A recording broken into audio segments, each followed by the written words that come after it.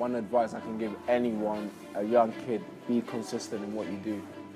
Day in, day out. Times I'm going to school, I'm running before school, I'm training after school. When I'm at uni, I'm grinding, I'm going to lectures, I'm training.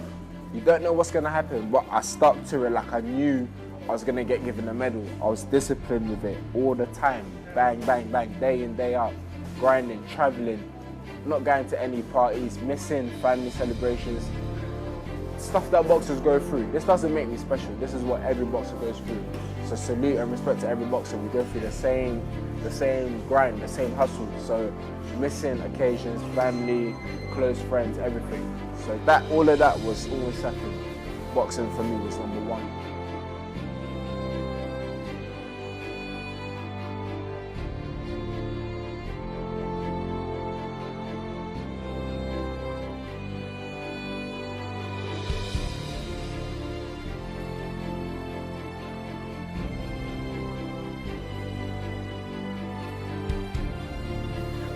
My name is Joshua Buatsi, I'm 25 years young and I'm from the capital of London, Croydon. You alright? Yeah. Right, you can't look the throw, I forgot.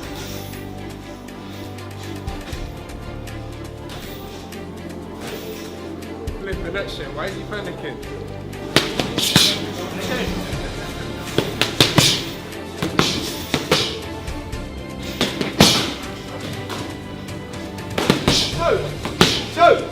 Two, three, two.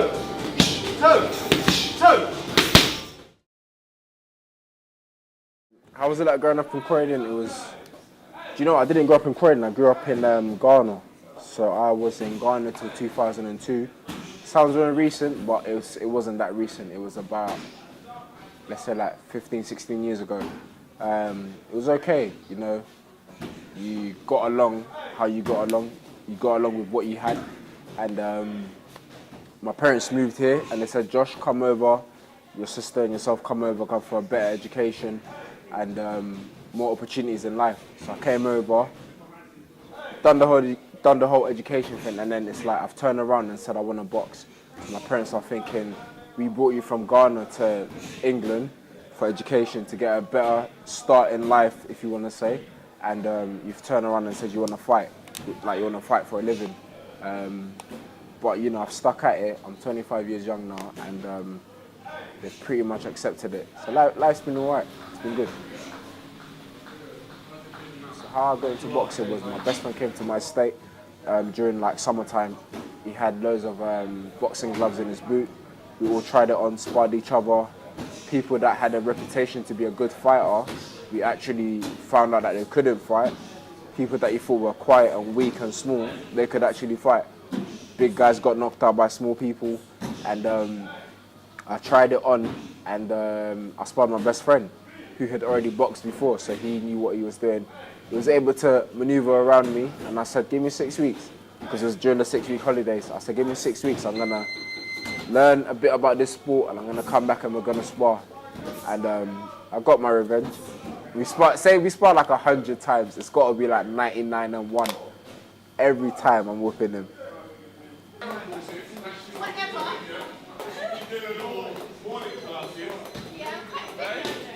Oh, see, Henderson, please. That's a really, really good question. There's been many things that's happened to me, but I think the defining moment that changed me. Many things have happened. I've achieved a lot as an amateur and in my life in general, but I think the defining moment for me, when I look at my life now, was how I was in high school and when I started going to church and how I am now. I'm not saying that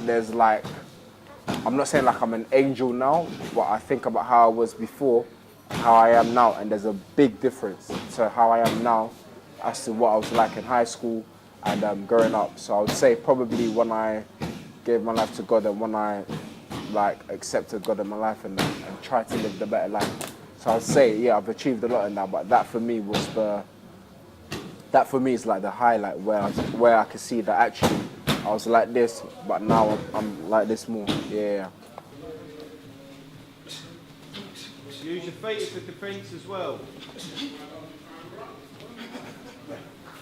I had been in the country for, let's say, like 9, 10, 11, 12, 13, 14, 15, for about 6, 7 years. So I still didn't know much about England. I was boxing, but I didn't know too much about the country and about the slangs and everything. So little stuff, I was asking him, oh, what does this mean? What does that mean? So once before fight, he was like, oh, Josh, we're a bit early. Go have a kip. And I was like, what's kip? Like, I'm sitting there and I'm baffled. What do you mean, go and have a kip, or do I want to have a kip? So I'm thinking, Mark, I'm not hungry, so I don't want to have a kip. So I didn't know what the word kip means, but for those that don't know, it means have a nap, like sleep. Do you know what I mean? So I've learned loads from him. That's just one little example that I can imagine and remember. So it's like, it changes in whatever circumstance we're in. If we're in the gym, he's my trainer. If we're outside the gym, he's one of my mates. And like, he's boxed before, so we can banter about boxing. Outside the gym, we can relate to certain things as well, because he grew up in Thornton Heath, which is not far from Croydon.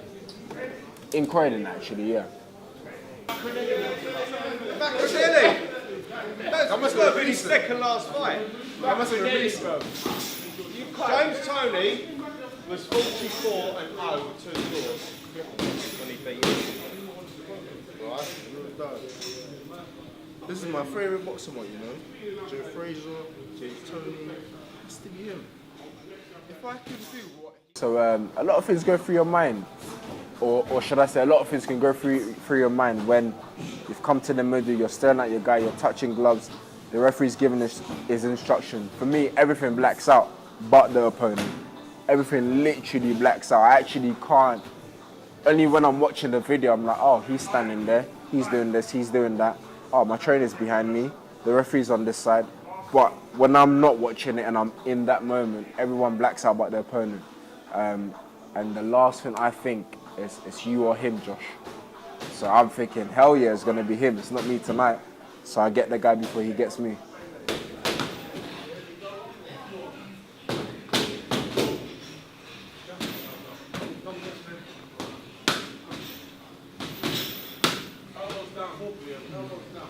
Winning the Olympic medal is a story, man, close to my heart, one that I'll never, ever, ever forget. One that I think about every day.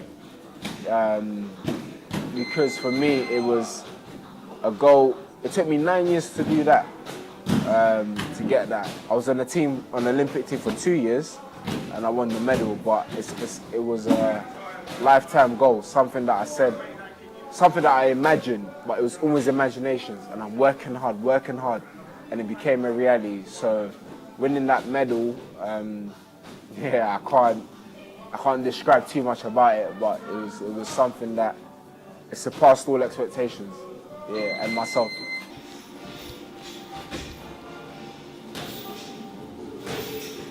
Flipping that shit, why is he panicking?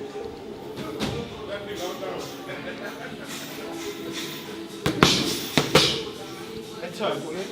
Yeah. Hey, Toe. Come on, Toe. Toe. Toe. Straight. Toe. Toe. Toe. Yeah. The most important tool, believe it or not, I think is being consistent. Being consistent in what you do every single time. Like, I see people that I started boxing with and they're like, bro, Josh, look where you are now, look what you've done.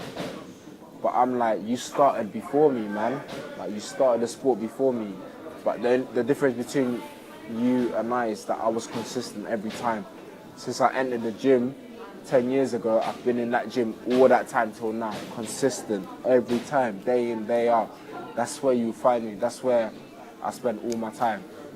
When I'm off or I've got a week off, yeah, I live like a bum. But when I'm back in the gym, non-stop, non-stop, non-stop, non-stop.